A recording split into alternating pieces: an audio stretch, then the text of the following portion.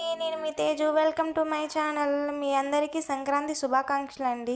ఈరోజు సంక్రాంతి స్పెషల్ ఏంటంటే ఈరోజు అందరికీ పెద్దలు పెట్టుకుంటారు కదా పేరు చెప్పి, మేము కూడా అలా పెట్టుకుంటున్నాం. చూడండి ఫ్రెండ్స్, ఇదైతే బిర్యానీ.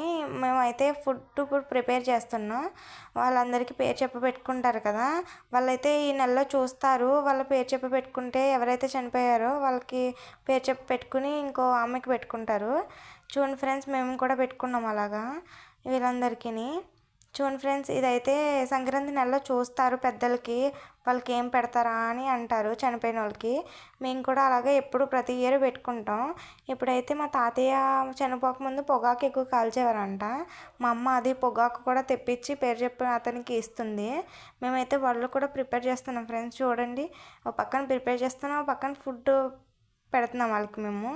చూడండి ఫ్రెండ్స్, ఇంకా చాలా ఐటమ్స్ ఉన్నాయి.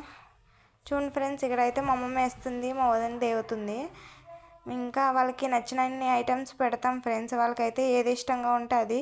వీళ్ళైతే మా పెద్దలు ఈరోజు మాకైతే వచ్చారు మా ఇంటికి. మేమైతే వాళ్ళకి భోజనాలు ఇవన్నీ పెట్టాము, పేరు చెప్పుకుని పెట్టుకుంటాము.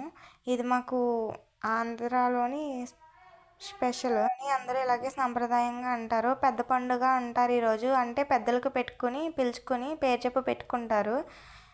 ఈ సంక్రాంతి నెలలో వాళ్ళు చూస్తారు ఇంట్లో వాళ్ళు ఏం పెడతారా అని. ఇక్కడ ఆంధ్రాలో అంటారు. ఇతనైతే మా తాతయ్య పేరు చెప్పి పెట్టాము ఇతనికి.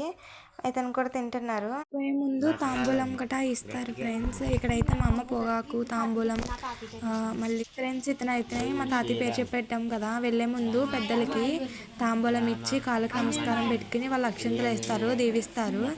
అటుకులు మా అమ్మ అంటిపొల్లి తాంబూలం పెట్టి ఇస్తుంది, అందులో పొగాకు కూడా పెట్టి వేసి దీవిస్తారు. మేము వెళ్ళొస్తాం, మళ్ళీ సంవత్సరం వస్తామని చెప్తారు వీళ్ళైతే. ఇక్కడైతే మా తాతయ్య పేరు చెప్పి మా అమ్మ ఇచ్చింది, అక్షంతలు వేయించుకుని దీవించుకుంది. నా ఛానల్ నచ్చినట్టయితే లైక్ చేయండి, సబ్స్క్రైబ్ చేయండి.